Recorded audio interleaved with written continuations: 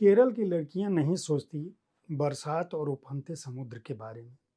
ओणम के दिनों में घर के बाहर रंगोली मारते हुए या घर को फूलों से सजाते हुए भी वे सोचती हैं कैसे चुकता होगा बैंक से लिया ऋण। नर्सिंग डिग्री के बाद कहाँ मिलेगी नौकरी। उन्हें बेंगलुरु, कोलकाता या नई दिल्ली जाना होगा सेवा की भावना से भरकर या अधिक पैसा कमाने के लिए।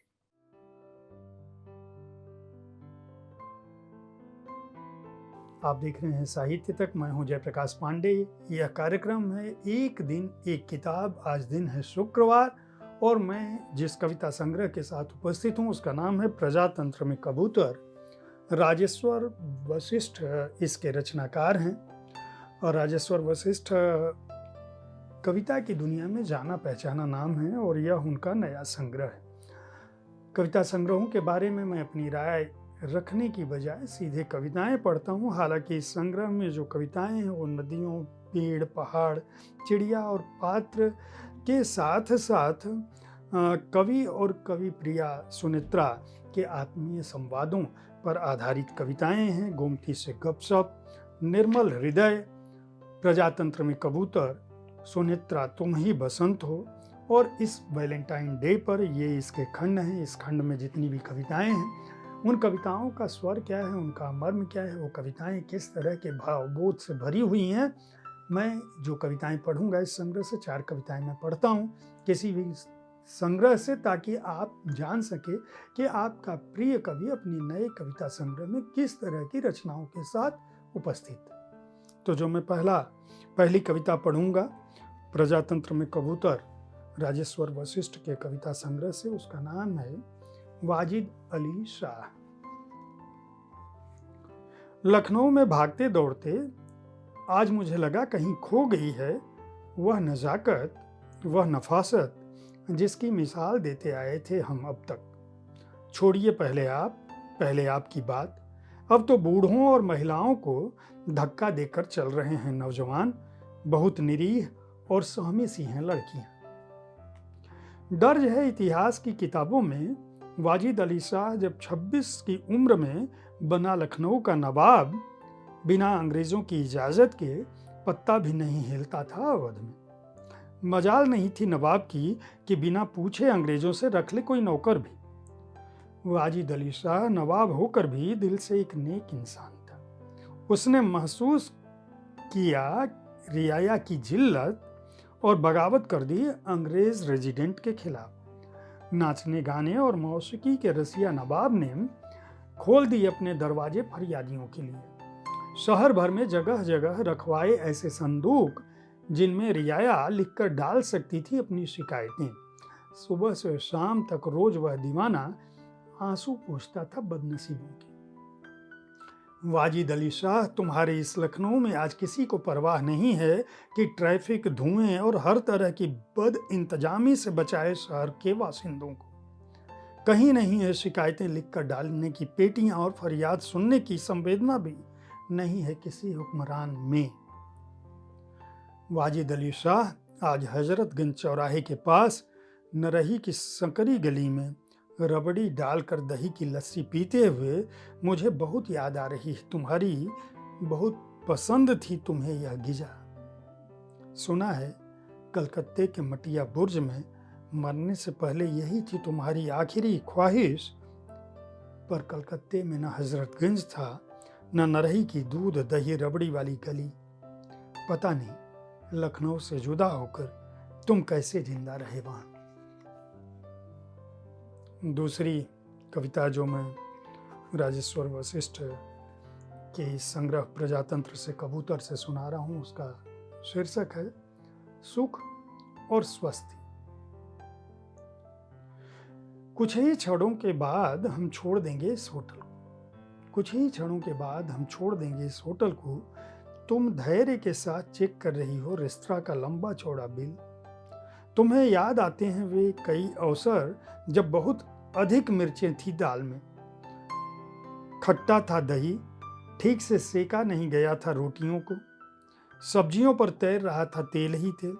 तुमने कहा था इन सब का भुगतान नहीं करेंगे हम, पर बिल में शामिल हैं वे कई बेस्वाद अनुभव। बहुत बार कहने के बावजूद भी नहीं बदली गई पलंग की चादरें। थके हुए एयर कंडीशनर में बजती रहती थी सारंगी की कोई गमगीन धुन। सोफे पर बैठते ही धसक जाते थे हम दोनों बहुत नीचे पाताल में, पर मैंने हर बारी से लव काउच कहकर हंसा दिया था तुम्हें। दूसरी अलमारी की कमी भी रही इस कमरे में, जिसे तुम्हें कभी नहीं खोलने दिया मैंने। बार बार अटैची में कपड़े ठूसते हुए कहता रहा, अलमारियों में कपड़े रखने पसंद नहीं है मुझे। वैसे बहुत कुछ अच्छा भी रहा इस कमरे में, जैसे एक बड़ा सा जीवंत दर्पण था मेरी प्रिय खुशबुओं के बीच, जिसमें खिल जाता था तुम्हारा चेहरा गुलाब के फूल सा। मैट्रेस बहुत मुलायम और मोटा था, जिसमें कैद थी समुद्र की रूह। एक दूसरे को बाहों में समेटे उसकी लहरों में खूब तैरे थे हम। किसी होटल में रूम सर्विस का न होना कितना सुखद होता है, यह अनुभव भी मिला इस प्रवास में। न बार बार फोन का बजना, न भोजन के बाद बर्तनों को उठवाने की झंझट, बस हर पल अबाधित प्रेम। सुनेत्रा, होटल और वर्ष चाहे जितने सितारे लिए हों, सुख और स्वस्थी फिर भी हमारे भाग्य पर निर्भर करते हैं। तीसरी कविता मैं जो पढ़ रहा हूँ, प्रजातंत्र में कबूतर कविता संग्रह राजेश्वर वशिष्ठ का है। शीर्षक है इस बात।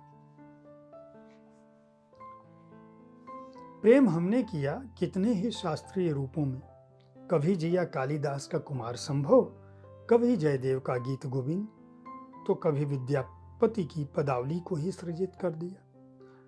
पर अब हम देखना चाहते हैं प्रेम को खड़िया से पुती तख्ती पर रोशनाई में लिखे हरफों में। सर्दी की धूप में बैठकर पढ़ना चाहते हैं पिछले वर्षों में लिखी गई सारी प्रेम कविताएं। सुनो, अपने साथ रख लेना कर्पूर मिला नारियल का तेल, मैं तुम्हारे बालों में उसकी मालिश कर देर तक उस गंध में तैरना चाहता हूँ। यह गंध तुम्हारी देह गंध से मिलकर मुझे स्वर्ग में पहुंचा देती है।